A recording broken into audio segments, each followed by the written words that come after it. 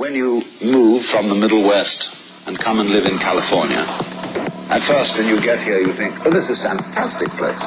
See? It is so...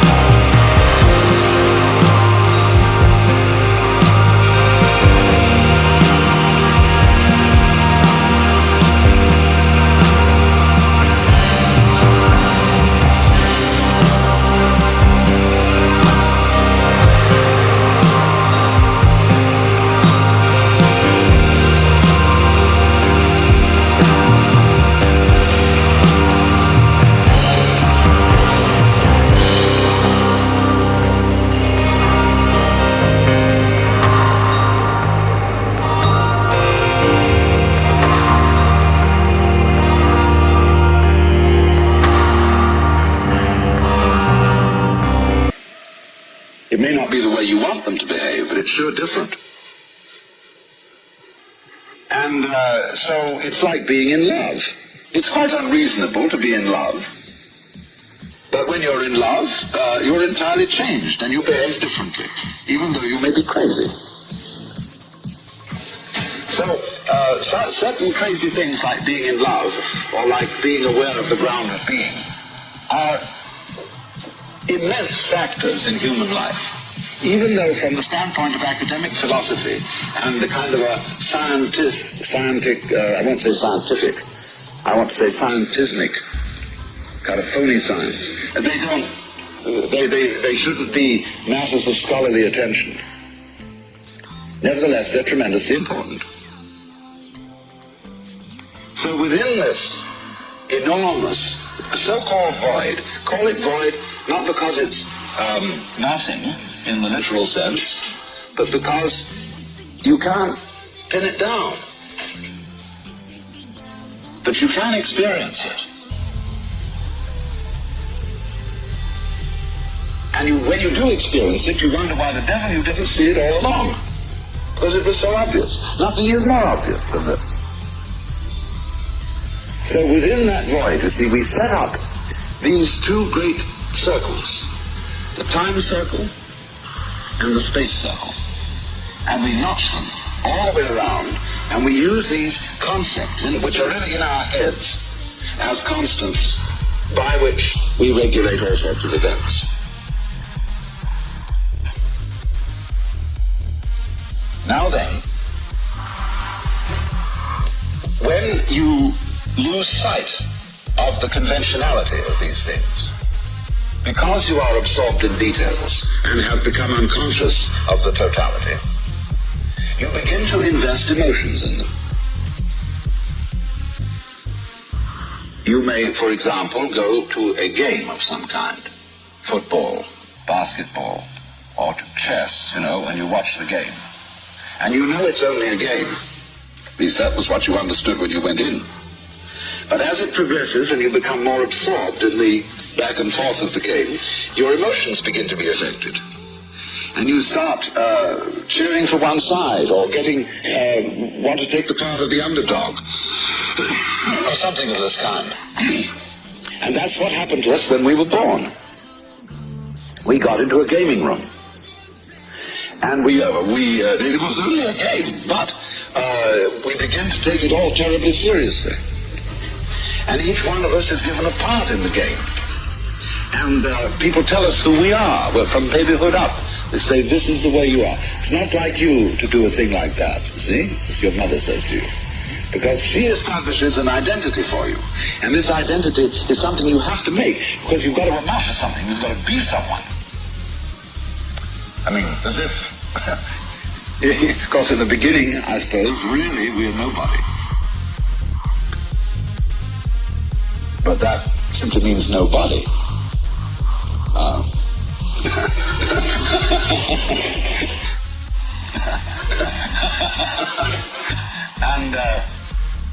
But we are persuaded all along, and all through life, we begin to build up this precious identity, which is our part in the game. It's like you're playing black, I'm playing white, or you're diamonds, I'm clubs, or whatever it is, you see. And so we get a tremendous emotional investment in this identity. And it's fortunes on a kind of game, like the old-fashioned snakes and ladders when you land on a certain square and you have to go back and so on. All this absorptions. And then finally we discover that the props that we've all put together to constitute this identity, where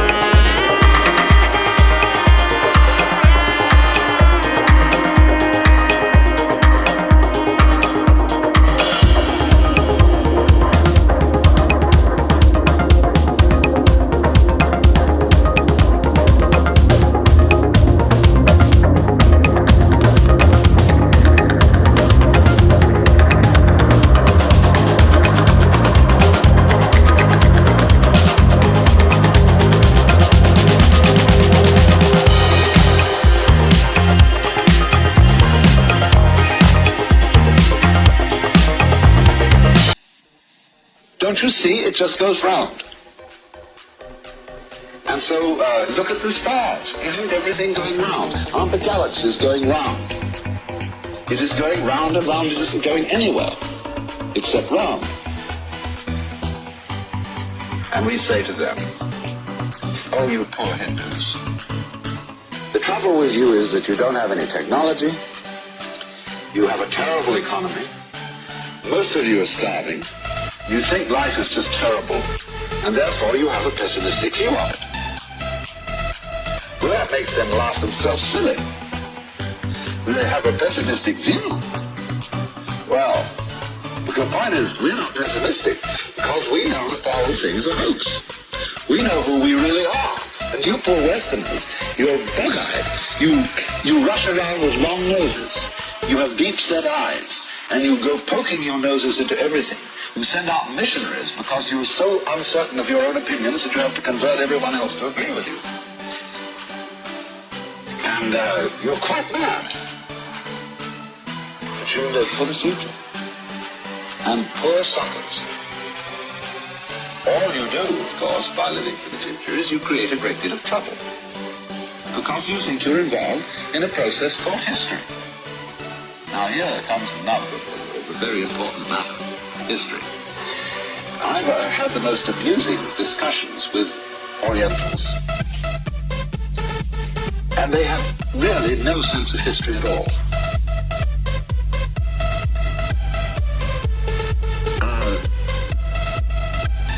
For them, life goes around, and 1 year is pretty much the same as the next year. There are rhythms of birth and death. There are rhythms of rulers and revolutions and this and that, but they don't regard it as having some important progression in it. They have chronicles. At least the Chinese kept chronicles. But keeping chronicles is like keeping a diary or a daybook. It's a very different thing from writing history, where you're trying to make out some sort of sense in the course of events. Chroniclers just keep the records. And the Hindus didn't even bother to keep chronicles properly. So it's practically impossible to establish the date of a document from India, unless it was quite recent. Because every time they re-recited it or recopied it, they'd update the names. Because the king in it was an archetypal king. And every king is an example of the archetypal king about whom the story is told. All these Hindu scriptures are like our fairy tales. Once upon a time. Who knows when? A million years ago? 20 years ago? It's all the same. Because the course of events in the rhythm is cyclic. So, we, on the other hand, from St. Augustine was the real troublemaker. I'm not absolutely sure that the Hebrews had a linear theory of time. It's questionable. They might have had one. Because they did look forward to the coming of the Messiah, to the day of the Lord, they had this apocalyptic idea that they were in such a wretched situation that there was going to come a day when the divine power would intervene in human events and set everything to right, and there'd be a head-knocking session called the Last Judgment, and everybody would be put in order. Well, what St. Augustine did with that, you see, he rejected the cyclic theory of time. Not quite so much on account of the day of the Lord, coming at the end of time, but on account of the incarnation. He was somehow fixed on the idea that when Jesus was crucified, that was the one full, perfect, sufficient sacrifice for the sins of the whole world. It happened once. And if time is cyclic, he argued, this would have to happen again and again and again, and that couldn't be. Therefore, there is only one time, one progression of time, from the creation of the world through its redemption by the sacrifice of the cross and on to the final judgment. Then time would cease and we should be in eternity. And from this, theologians increasingly began to think about the historicity of Jesus, and to emphasize that it was a historical fact, and that history, as worked out in the Bible stories from the creation through the fall to the doings of Noah and Abraham and the captivity of the Israelites in Egypt and the giving of the law by Moses, all this was worked out as being the mighty acts of God which revealed the divine pattern for the course of human events. And the funny thing is that although many historians living today are not Christians and not Jews and don't believe in anything of that, they still think of history as a significant momentum towards progress, something that our children's children are going to get. We all suffered and lived for them. You're going to inherit this goodie down the end of the line. Now, we really don't know and can't talk about progress unless we know where we're going and are making progress towards that desired object. But most people involved in what they call progress haven't the faintest idea where they're going. I have found increasingly that businessmen and military men are astoundingly impractical. They just don't know what they want. They think they know. I had a long discussion with the Air Force strategic people, and they asked me and some other philosophers, what is your basis for moral behavior? So I pulled their legs and said, the basis for my moral behavior is pure selfishness. A very practical selfishness. Said, of course, I am talking like this because you're all hard-headed people. I'm not going to give you any sentimentality and stupid stuff about love and so on, because you face reality. You're a military man, and you have to see that the United States of America as a collective selfishness is properly looked after.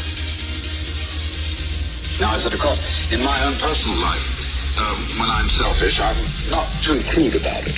I don't run around hitting people over the head and telling them, gimme.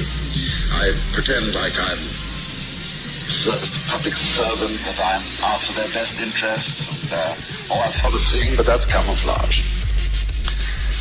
So then I says, now, the only trouble about this is that to be effectively selfish, you've got to answer two questions. The first is, what do you want? And the second is, what do you mean by yourself? Well, you know, that just pulls the carpet out from under everything. What do I want? Well, if I answer as a kind of a sensible human being, what do I want in life? The really important thing I have had from the beginning, which is that I'm an incarnation of the ground of being like everybody else. That's the most important thing, because you can't get rid of that. The next thing is, of course, I want food. I want friendship, companions, love, and in general, singing and dancing and so on. And these are more or less attainable material realities. But then I look at my very wealthy friends who want to be able to have all these things, especially those who are extremely active in business, and I realize they don't have them. They're the most miserable people. Here, you're a great executive of a very, very important corporation. To begin with, you are drowned in paper. You do nothing but scan paper and make decisions about paper all day. You may be the director of an oil company. You never get within sight of oil, except when you drive your car. Mostly you're surrounded with statistics about oil, finances about oil, and you are smothered in this. You have to spend almost all day in a wretched office building in a place like New York. You dress like a funeral director. I've had lunch at the board of directors of a very important oil company that should be nameless. And it's like eating in a college cafeteria. The food was just, it was good food. It was extremely ordinary. But you would expect these great millionaires to be having caviar and glorious fish in aspic and wine and beautiful waitresses serving them and to be lounging at tables like Romans. No, sir. And then, if you've read an article in Look this week by Marshall McLuhan and George Leonard on sex, the future of sex, fantastic, brings up some information that what they call the narrow gauge specialized male, that is the sort of guy who gets out there and sells, and he mustn't have any feelings, because that would be unmanly to have any feelings, except he can have a kind of a gruff, but so many of these men are like that, and it says that role playing of that kind of male gives you ulcers and all kinds of complaints, and is more deadly than facing the bullets in Vietnam. And they all die before their wives, because they are engaged in the pursuit of a completely fatuous goal. This fatuous goal is the future, and it is symbolized above all by money. They make lots of it, and having much more than they can even think about, and they have no idea what to do with it, except make more, except invest it in bigger and bigger units of something. And while they are harassed about that, they're wondering about the antitrust boys, the Internal Revenue, their competitors, and all these ghouls who are involved in the game. They lie awake nights. They can't go home and throw the whole thing off. They have to get completely boozed. That's one way out. Or tranquilized, which is another way out.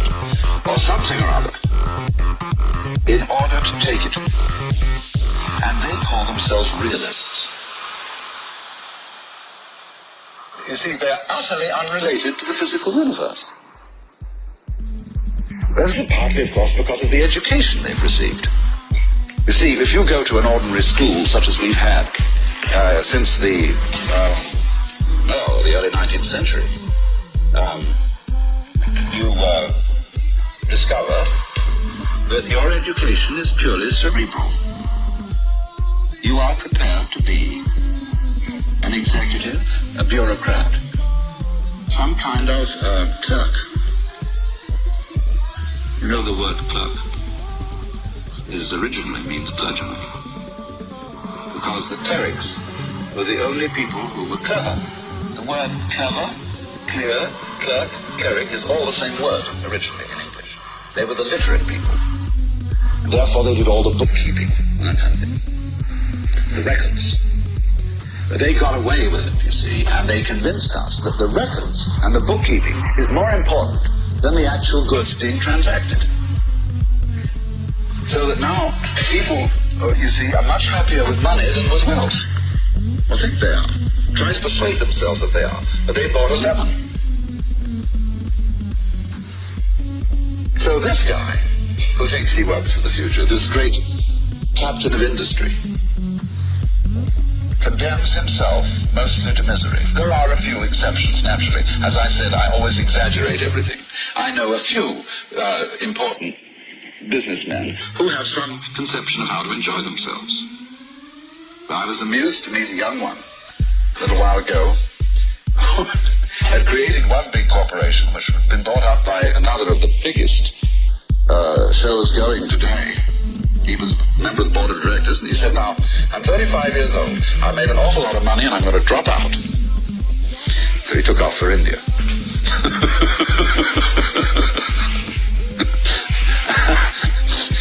Well, then let's go and look. We've had a little look at business.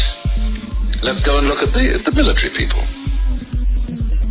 And they don't know what they want either.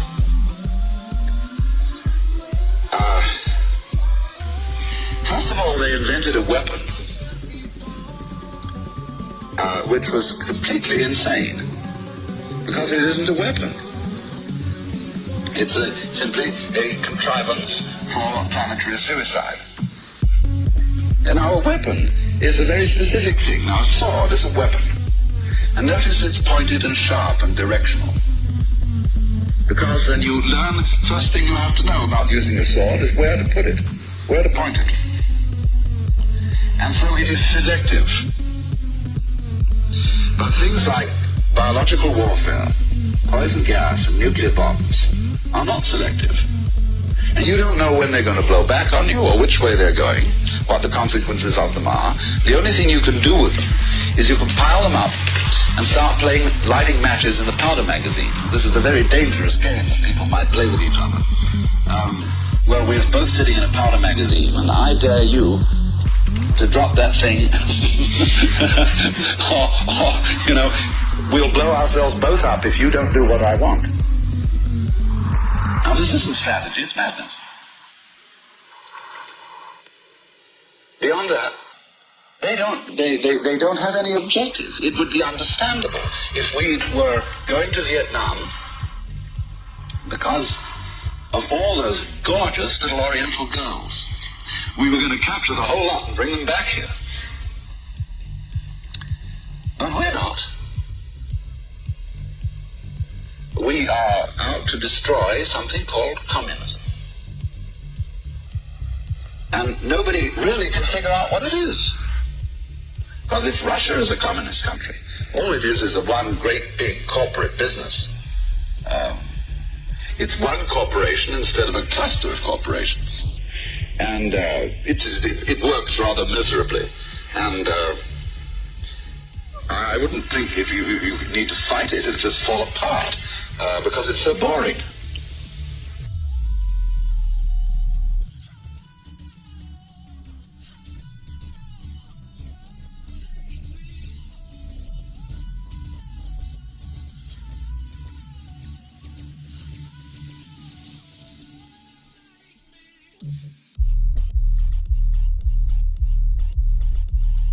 Recently, the Congress of the United States passed an act against burning the American flag. Stiff penalties for burning the flag. And those same people who passed that act with a great flurry of patriotic speeches were actively burning up the country for which the flag stands.